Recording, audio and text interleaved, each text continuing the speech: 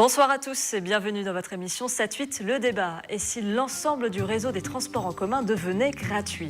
Ce scénario un peu fou n'est pas si hypothétique. Depuis qu'en mars dernier, la mairie de Paris puis la région Île-de-France ont mandaté des experts pour étudier les modalités de sa mise en place.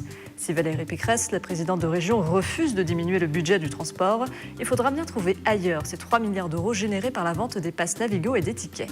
Si pour l'instant rien n'a été décidé, cette éventualité suscite de nombreuses questions en cas d'instauration de la gratuité. Qui devra payer l'addition? Quels seraient les impacts escomptés sur cette gratuité?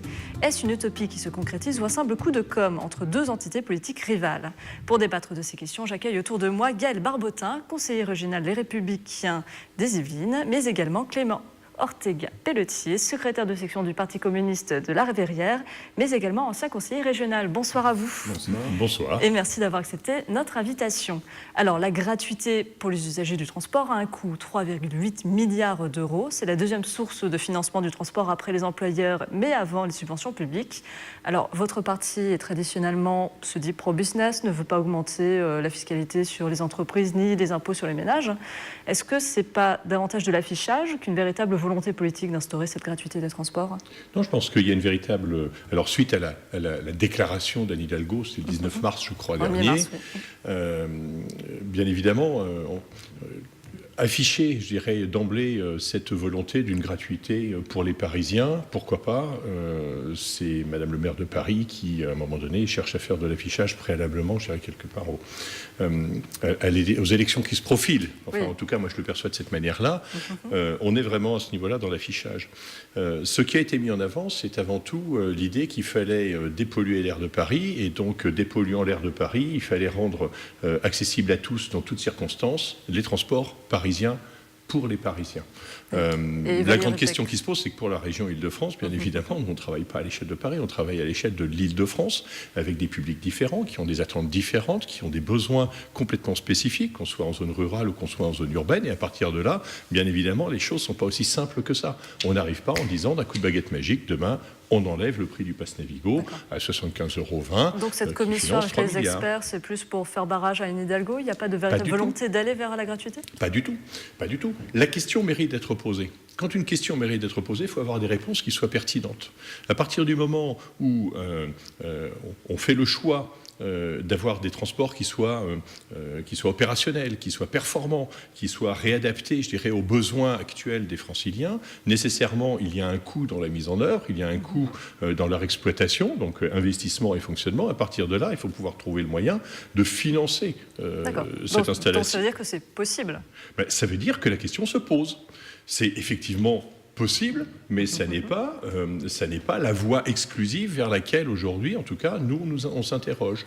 On se dit c'est possible. Est-ce que c'est pertinent? Oui, non. Pourquoi? Dans quelles circonstances? Est-ce qu'il faut aller plus loin dans une démarche que de gratuité? Il faut savoir que, vous le disiez tout à l'heure, 3 milliards, alors c'est 2,8 milliards. On va revenir notamment sur la manière de financer ça. Mais c'est important. Tout d'abord, on va revenir tout à l'heure, mais tout d'abord, est-ce que justement ce débat sur la gratuité, c'est pas une victoire des idées communistes?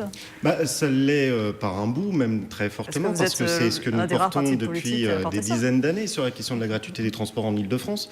C'est même pour cela que l'on porte d'élection en élection des campagnes qui sont sur l'extension des tarifications sociales, que ce soit pour les chômeurs, pour les moins de 18 ans. On demande même la gratuité pour les moins de 18 ans. C'est pour cela qu'on s'est battu et on a gagné la carte imaginaire à l'époque pour les étudiants et pour les lycéens. Donc notre stratégie, c'était de gagner au fur et à mesure l'extension des tarifications sociales, avec même comme point d'orgue la question d'une zone unique pour l'ensemble de l'Île-de-France, parce qu'on parle de l'accès à tous au transport, mais c'est effectivement à tous, y compris ceux qui sont à l'intérieur de Paris, les Parisiens, mais aussi ceux qui sont en moyenne, et puis en grande couronne, ce qui nous concerne pour ce qui est des Yvelines. Donc nous, on porte ça depuis des dizaines d'années. Mais vous croyez notamment à la sincérité de la mairie de Paris et surtout de la région Île-de-France de vraiment s'intéresser à la question? Je vous avoue que moi, j'ai été un peu étonné parce que j'étais pendant un mandat conseiller régional et à chaque fois que nous abordions la question de la tarification sociale, la majorité était socialiste et était extrêmement frileuse et il a fallu batailler de commission en commission, de discussion de couloir en discussion de couloir. Parfois, on y allait même un peu au culot lors de l'assemblée du conseil régional en disant là, il faut avancer sur les handicapés, sur les retraités. Mais vous y croyez ou pas cette fois-ci, notamment que la droite accepterait d'installer moi, je suis étonné de la part de Madame Hidalgo. Je le suis encore plus de la part de la présidente du conseil régional, parce que c'est d'une incohérence hallucinante. Pendant la campagne, Valérie Pécresse fait campagne en disant « je ne toucherai pas au prix du pass Navigo ». Depuis qu'elle est élue, le pass Navigo a pris 5 €. On parle même d'une augmentation de 10 € pour l'année prochaine. Je trouve que là, on est dans une incohérence et tout d'un coup, elle se porte comme oui, regardons la gratuité, c'est une bonne idée. Une réponse, s'il vous plaît. Oui, alors une réponse déjà par rapport au prix du pass Navigo. Je dirais quelque part, quand nous sommes arrivés suite à l'élection, donc il y a maintenant un peu plus de 2 ans, on s'est aperçu qu'il y avait eu, je ne vais pas parler de dissimulation, mais en tout cas, il y avait dans les comptes qui intégraient justement les transports, il y avait un déficit d'environ un peu plus de 300 millions d'euros qu'il fallait nécessairement financer. Alors, pour le financer, évidemment, comment est-ce qu'on procède ? Je dirais, c'est pas le tout à un moment donné de faire des investissements, de se dire que ces investissements seront financés par la dette, seront financés par l'emprunt. Vous savez aujourd'hui comme moi qu'à un moment donné, la saine gestion va impliquer un regard particulier sur le niveau d'endettement des structures de cette nature pour faire en sorte que justement on soit dans une recherche d'équilibre budgétaire. Ce que l'on ne paye pas aujourd'hui, on le paye demain si on le fait au travers de l'emprunt. Il me semble que l'équilibre budgétaire était atteint en 2017, mais ça encore une fois c'était un autre débat. Mais c'est important. Pour revenir notamment à notre débat de ce soir qui est vraiment la gratuité dans le transport, justement la question c'est qui va payer aujourd'hui ? Quelles sont les différentes solutions ? Juste avant, il y a une question qu'on ne se pose pas, c'est est-ce que c'est utile ? Et pourquoi c'est utile ? Pourquoi nous, communistes, on le porte depuis des dizaines d'années, mais ce n'est pas uniquement parce qu'on est pour la gratuité pour tout, et on n'est pas pour la gratuité pour tout. Mais sur la question du transport, on le porte très fortement pour ce qui est de l'Île-de-France, parce que sur des questions environnementales, c'est extrêmement limpide. Il n'y a pas besoin de faire une longue explication pour démontrer que, quand même, plus on utilise les transports en commun, moins on pollue. Sauf qu'on est dans une politique porté par la droite, par un bout. Mais vous croyez vraiment à ça, notamment que les Yvelinois, qui sont quand même vraiment énormément motorisés, avec beaucoup de voitures, vont abandonner leur voiture pour prendre le transport en commun si c'est gratuit ? Parce que ça, c'est vraiment je crois que le maillage du transport en commun dans les Yvelines n'est pas bon. On a investi énormément sur une tangentielle qui n'est pas très utilisée. On ne regarde pas réellement comment rattraper ce triangle. Je veux dire, aller de Rambouillet à Mantes, d'aller de Saint-Quentin au Mureau, traverser ce triangle est extrêmement compliqué. Or, on le sait, la majorité des Yvelinois se transportent dans les Yvelines. Ce qui était d'ailleurs un vrai débat sur la question du Grand Paris Express, c'est qu'en réalité, les Yvelinois utilisent leur voiture pour rester dans les Yvelines. Donc le transport en commun, quel qu'il soit, il est différent. Donc peut-être que justement le maillage n'est pas fait pour justement les Yvelinois. Le maillage n'est pas fait, et puis il y a même des exigences que l'on porte depuis des années et qui ne sont toujours pas portées.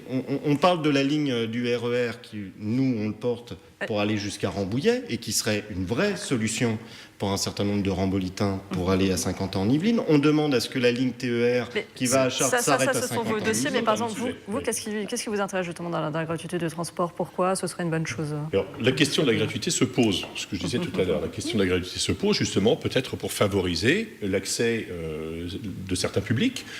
Jusqu'où est-ce qu'on met la barre par rapport aux certains publics ? Est-ce qu'on reste sur les limites qui sont aujourd'hui définies, qui sont les publics en précarité, qui sont certains publics en recherche d'emploi, des publics, etc. Mais à partir de là, la question, pourquoi pas augmenter le niveau d'accessibilité à cette gratuité. Donc c'est pour ça qu'il est important aujourd'hui d'avoir une étude. Moi, je le considère. Alors, il y a ce que moi je peux penser, mais il y a en même temps ce que je disais tout à l'heure, ce qui peut être pertinent, je dirais, à poser comme projet sur la table. C'est ça qui est un peu surprenant, c'est qu'il existe déjà un tarif social, notamment pour le pass Navigo. Donc pourquoi élargir la gratuité à tout le monde ? Qui se dégrade. Et des propositions qui ont été faites, entre autres, tarification sociale pour les handicapés, pour les retraités, qui ont été présentés en décembre lors du Conseil régional, votre groupe, donc vous-même, vous avez voté contre.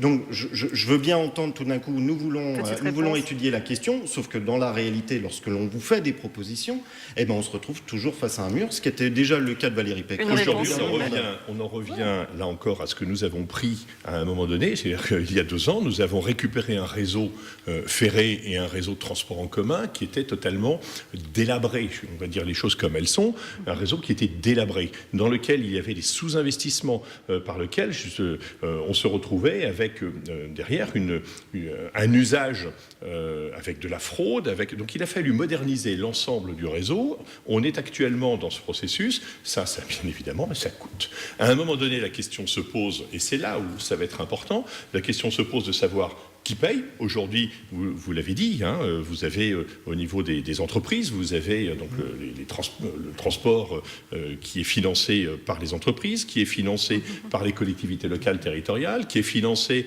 en même temps, je dirais, par des contributions externes. On est sur un budget de 10 milliards. Les 10 milliards, la question, elle est sur les 10 milliards. Si on retire 3 milliards, c'est-à-dire un tiers du montant global, nécessairement, il y a 2 hypothèses. La première, c'est soit on trouve de quoi compenser ces 3 milliards qui manqueraient, soit on se retrouve dans la situation où on dégrade le service à hauteur des 3 milliards d'euros. Nous, le choix, il est fait. Quelle serait votre solution, justement ? Le choix, il est fait. Préserver à hauteur de 10 milliards le montant à la fois des investissements et donc, ce serait ne pas faire la gratuité dans ce cas-là ? Mais non, mais c'est de trouver les financements qui vont bien. Aujourd'hui, on n'a pas la solution. Aujourd'hui, on n'a pas la solution. Collège d'experts. Aujourd'hui, on n'a pas la solution. Sauf que c'est là où, effectivement, je réponds à la question, qui est que je trouve que constituer une commission, c'est effectivement surtout ne pas chercher à y répondre. Et je ne crois pas que Valérie Pécresse ait lancé l'idée de cette commission en disant « je veux vraiment qu'on y trouve les solutions ». Parce que trouver des solutions, ça fait des années qu'on les porte. Ça fait des années. Quand on dit « il faut augmenter le versement transport », c'est-à-dire la contribution des entreprises. Pénaliser les entreprises. Non, c'est pas pénaliser. Non. L'utilisation des transports en commun et d'augmenter ses capacités, c'est favoriser les entreprises. Et vous le savez très bien, pour le développement économique, il faut des véritables transports en commun qui soient efficaces. C'est déjà la fin de cette émission. Merci à vous beaucoup d'y avoir participé. Un grand merci. Quant à vous, je vous invite à revoir cette émission sur notre site internet et à la partager sur les réseaux sociaux. Je vous souhaite de passer une agréable soirée et à d'ici 2 semaines. Au revoir.